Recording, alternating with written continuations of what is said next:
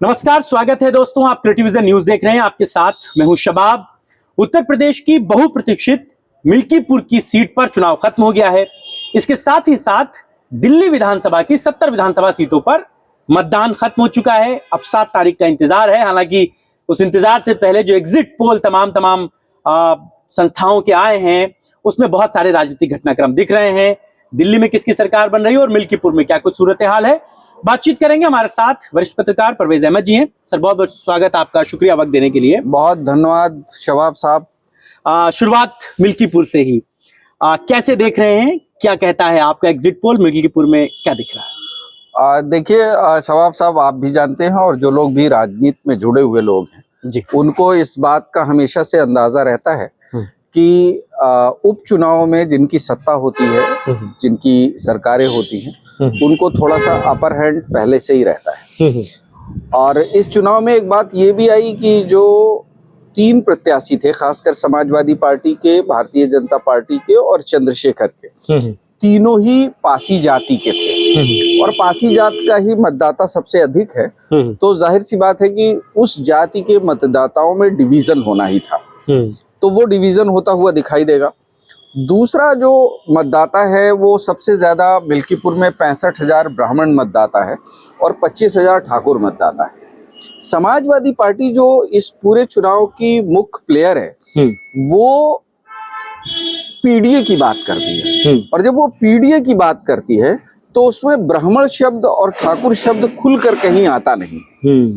तो जब ये जो बातें होती हैं वो कहीं ना कहीं मतदाताओं को किसी न किसी रूप में इस बात के लिए जरूर प्रभावित करती हैं कि सारे लोग वैसे ही हैं, लेकिन ये कम से कम हमारी जाति, हमारे धर्म, हमारे संप्रदाय की बात तो करते हैं, और ये दूसरे वाले तो हमारी जाति और धर्म संप्रदाय की बात ही नहीं करते, हमको तो तिरस्कृत करके पॉलिटिक्स करते हैं।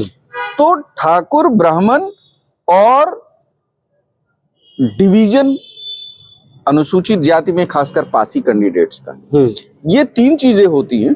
और मुस्लिम मतदाताओं की उदासीनता, मुस्लिम मतदाताओं, आपने शायद इस बार जब तक दिन भर आज मतदान हुआ होगा, आपने देखा होगा मुस्लिम बाहुल्य क्षेत्र जो एक बाराबंकी का जिला है, वो उससे काफी बड़ा हिस्सा मिल्कीपुर विधानसभा में आता है। तो मुस्लिम मतदाताओं ने इस बार ना कोई उत्साह दिखाया और ना प्रशासन से किसी भी तरह टकराव करने की कोशिश की, तो उनकी उदासीनता नजर आई।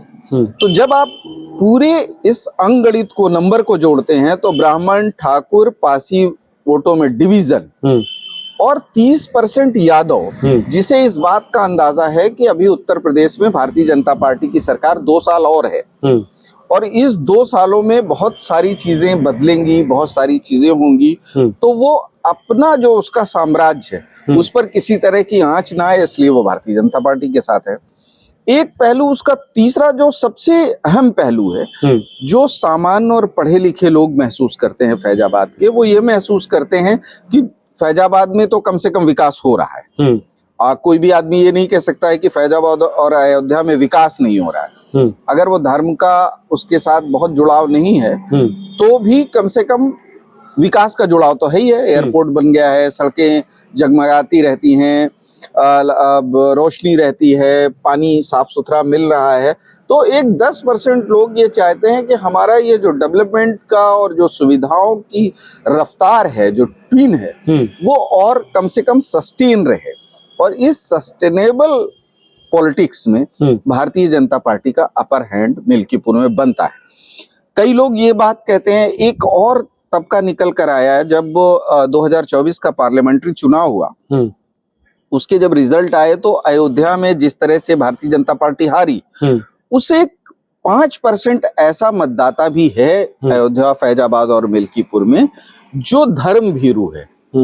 उससे एक हल्की सी साइकोलॉजिकल, मनोवैज्ञानिक या धार्मिक पीड़ा भी महसूस हुई कि हमारे साथ ये लोग आखिर क्यों ऐसा हो गया कि हमने अयोध्या में भाजपा हरा गई। ये जो एक परसेप्शन मीडिया के थ्रू बनाया गया, उस परसेप्शन ने भी कोशिश ये की कि वोट भारतीय जनता पार्टी की तरफ झुका। ये पूरे फैक्टर हैं।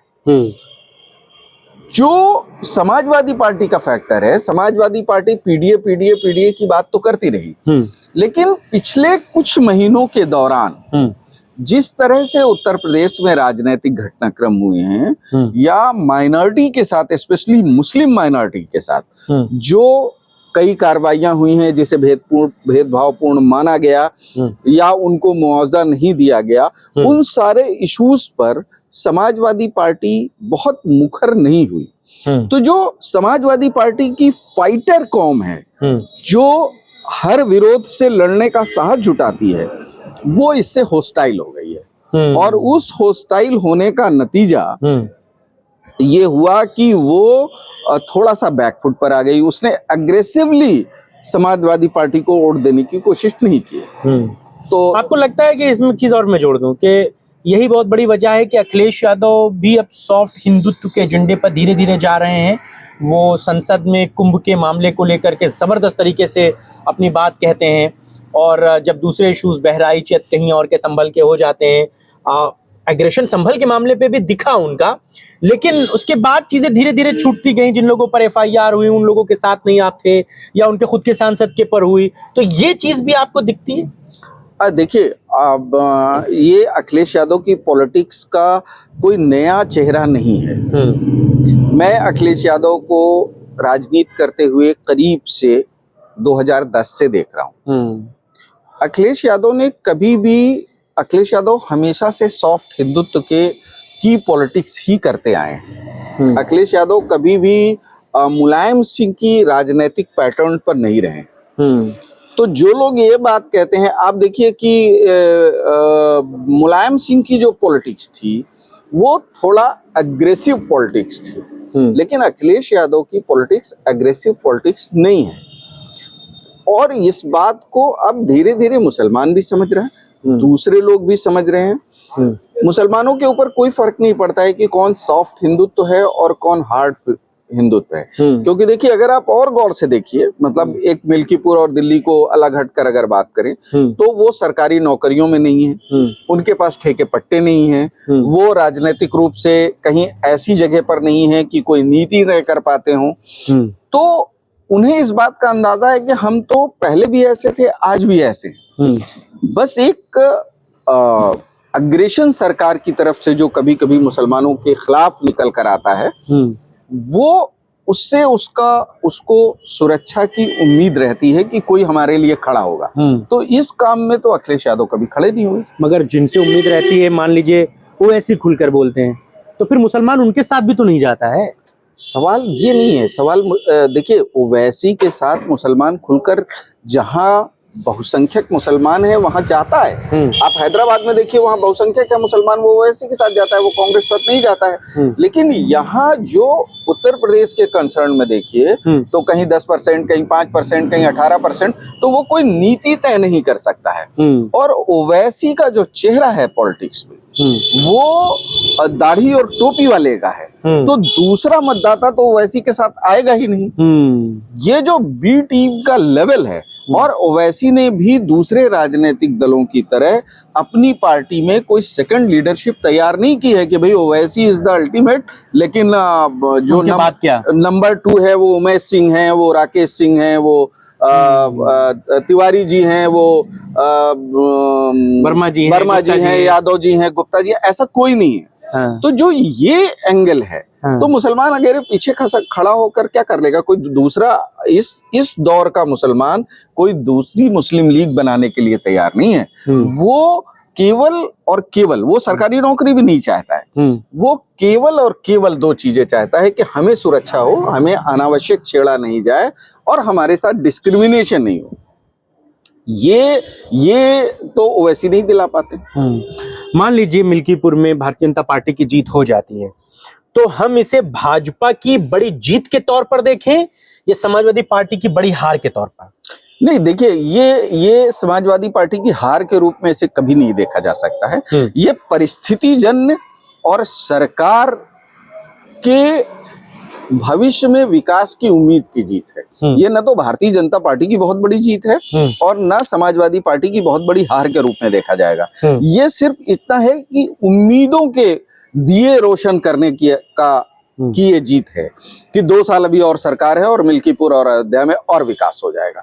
ये उम्मीदों के दिए की मतलब अगर सपा यहाँ से हारती भी है तब भी उसके लिए 27 के लिए उम्मीदें जिंदा रहेंगी कि अभी चूंकि उपचुनाव है, सरकार का चुनाव है, लेकिन 27 में आपके लिए राहें आसान होंगी। इसमें कोई राह आसान होगी कि नहीं होगी ये तो पार्टी का लीडरशिप तय करेगी, लेकिन उम्मीदें उसकी बिल्कुल बनी रहेंगी, इसमें किसी को संदेह नहीं होना चाहिए।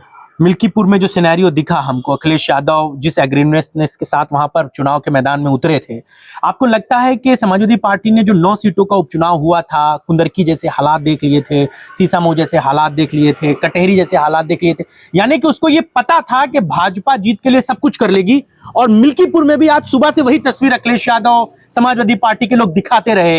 अखिलेश यादव ने एक फोटो ट्वीट की जिसमें पुलिस वाला आइडेंटिटी चेक कर रहा था। उन्होंने कहा देखिए बार बार कहने के बाद भी पुलिस वाले आईडी चेक कर रहे हैं, हालांकि पुलिस को उस पर क्लैरिफिकेशन देना पड़ा।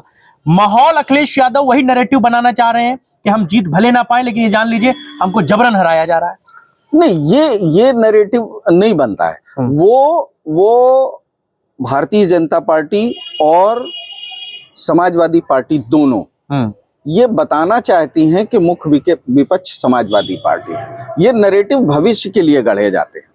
अगर कप्तान छोटी छोटी चीजों में आप मुझे बताइए कि किसी राजनीतिक मुद्दे पर, किसी सामाजिक मुद्दे पर, किसी भेदभाव के मुद्दे पर अखिलेश यादव ने कितने सालों से कोई धरना प्रदर्शन नहीं किया? क्या डेमोक्रेसी में धरना प्रदर्शन ही सबसे बड़ी चीज होती है? तो अगर वो एग्रेसिवली भाजपा से लड़ना चाहते हैं या लड़ते हुए दिखना चाहते हैं या जनता में संदेश देना चाहते हैं कि हम आपके लीडर हैं, तो अखिलेश यादव एक उदाहरण बताइए आपकी वो इसलिए धरने पर कभी बैठ गए? तो ये एक पॉलिटिक्स का गिमिक है। ये वो बताना चाहते हैं कि हम ही 2 लोग हैं, आपस में लड़ रहे हैं, कभी हम और कभी तुम। इसीलिए उन लोगों को अच्छी तरह पता है, अखिलेश जी भी ये जानते हैं कि जिस दिन मुसलमान मतदाता मुझसे छिटक कर किसी तीसरी पार्टी की तरफ गया उत्तर प्रदेश में, उस दिन हमारे पास राजनीति करने के लिए कुछ भी बचेगा नहीं। तो वो बार बार ये संदेशा देने की कोशिश होती है कि हम हारे नहीं है, हम हराए गए हैं, और भाजपा भी इस नैरेटिव की कोई काट नहीं करती है। 27 के चुनाव के लिए यहाँ से दोनों लोगों के लिए, अखिलेश यादव और योगी आदित्यनाथ के लिए आपको क्या दिखता है? देखिए, अभी कहना बहुत मुश्किल काम है, बहुत वक्त है, राजनीति में बहुत सारी चीजें बदलेंगी, कुछ अच्छी होंगी, कुछ बुरी होंगी, तो अभी तो कहना बहुत मुश्किल है। लेकिन मेरा अभी भी मानना है कि अगर कांग्रेस और बहुजन समाज पार्टी का गठबंधन हुआ, ये हाइपरबोलिक है, लेकिन अगर गठबंधन हुआ 27 के चुनाव में किसी भी रूप में गठबंधन हुआ, कांग्रेस 50 सीटें लेकर और बसपा को पूरी सीटें देती है, तो राजनीतिक चुनाव बहुत चौंकाने वाले, बहुत दिलचस्प और बहुत उलट पलट कर देने वाले होंगे।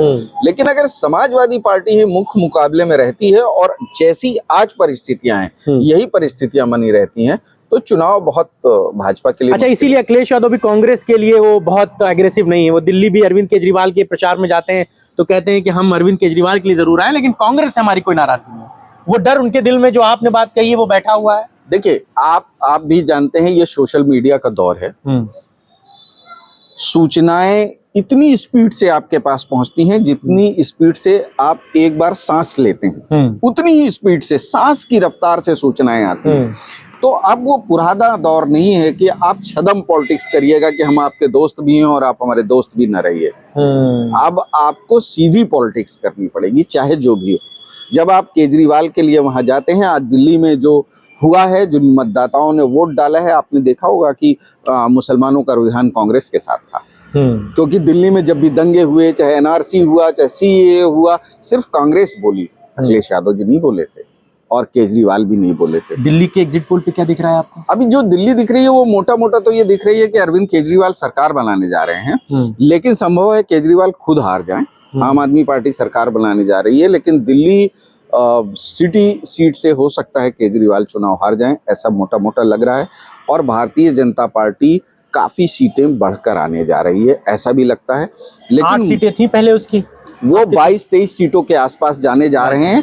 ऐसा लग रहा है कि कम से कम 22 से 25 सीटें भाजपा जीतने जा रही है और केजरीवाल लूज करने जा रहे हैं। लेकिन कांग्रेस भी 4-5 सीटें जीत के आ रही है और संभव है कि MIM में एक आध सीट है। ये एक सीट खास करके जो उसकी ओखला वाली लग रही है, वो शायद वो जीत हुई है। अखिलेश यादव का दिल्ली केजरीवाल के समर्थन में क्या दिखता है आपको? ये जो चुनाव है, ये जो अखिलेश यादव का मूव था, राजनीतिक मूव था, ये मूव आने वाले 27 के चुनाव में कांग्रेस को वो बहुत चौकन्ना रहने का संदेश है। और उस चौकन्ने में कांग्रेस जब भी 27 में चुनाव लड़ेगी तो वो 50-50% सीटों के गठबंधन पर चुनाव लड़ेगी, इससे कम में नहीं लड़ेगी। कांग्रेस पर भी एक भौतिक दबाव हो जाएगा दूसरे राज्यों में, जो पहले मध्य प्रदेश में उसने नहीं किया, जो हरियाणा में नहीं किया, जो महाराष्ट्र में उसने नहीं किया, वो उन राज्यों में भी अब छोटे भाई बड़े भाई वाली भूमिका में दिखेगी कि ठीक है 100 सीटें अगर हैं तो 70 हमें दे दीजिए, 30 में आप लोग लड़ लीजिए। ये 2-2 सीट की मगजमारी नहीं करनी पड़ेगी, 2-2 सीटों की मगजमारी। ये अखिलेश यादव का ट्रम्प कार्ड आप मानते हैं? हाँ, ये स्थितियां बनेंगी। चलिए, बहुत शुक्रिया बातचीत करने के लिए। तो परवेज सर हमारे साथ थे और वो खुलकर दोनों ही जगहों के उपचुनाव पर बातचीत कर रहे थे। ये बात साफ तौर से समझी जा सकती है, जो बात परवेज सर ने कही कि जो उपचुनाव होते हैं, जो बाईपोल्स होते हैं, वो अमूमन सरकारों के ही होते हैं। लेकिन इस बात में भी कोई दो राय नहीं कि मुख्यमंत्री योगी आदित्यनाथ पर भी इस चुनाव को जीतने का एक बड़ा दबाव था। यही कारण था कि वो 1 बार नहीं, 2 बार नहीं, 3 बार नहीं, 7 बार मिल्कीपुर गए। मिल्कीपुर में उन्होंने प्रचार किया। कहीं ना कहीं ये राजनीतिक दबाव 27 के लिए था, जिस बात में कोई दो राय नहीं है। इस बात को राजनीतिक पंडित मानते हैं। हाँ, अखिलेश यादव ने भी मिल्कीपुर के चुनाव में, मान लीजिए वो हार भी जाते हैं, तब भी वो एक नैरेटिव बनाने में कामयाब रहे कि भाजपा ने हमको जबरदस्ती चुनाव हराया है। जो काम उसने मिल्कीपुर में किया, बंदूक की नोक पर मतदाताओं को नहीं आने दिया, जो काम उसने सीसामऊ में किया, वहां पर मुख्यमंत्री ने रामपुर बनाने जैसी बात कही, जो काम करहल में किया, जो काम कटहरी में किया, वही काम कमोबेश उसने मिल्कीपुर में भी किया। कई जगहों की शिकायतें समाजवादी पार्टी ने भारत निर्वाचन आयोग से कही है। सुबह 7 बजे से शाम के 6 बजे तक समाजवादी पार्टी के कई ट्विटर हैंडल से 100 से ज्यादा शिकायतें भारत निर्वाचन आयोग को की गई हैं, जिनमें तमाम बातों का जिक्र किया गया है। खुद अखिलेश यादव ने भी एक फोटो ट्वीट करके भारत निर्वाचन आयोग से मांग की पुलिस वाले को हटाने की, और उस पर एक बड़ा राजनीतिक बवंडर रहा। खैर, अखिलेश यादव नैरेटिव बनाने में कामयाब रहे कि भाजपा ने उन्हें जबरन चुनाव हराया है, और दिल्ली में केजरीवाल की तीसरी बार वापसी हो रही है, उनकी हैट्रिक लगने जा रही है। लेकिन अखिलेश यादव का दिल्ली जाना उनके लिए भविष्य की सियासत में नए आयाम निश्चित तौर पर बनाएगा। परवेज सर, आपने वक्त दिया, बहुत बहुत शुक्रिया। आप सबका बहुत बहुत धन्यवाद। लाइक और कमेंट के साथ ही आपके जो भी विचार हैं आप हमें कमेंट कर सकते हैं। बहुत शुक्रिया, नमस्कार।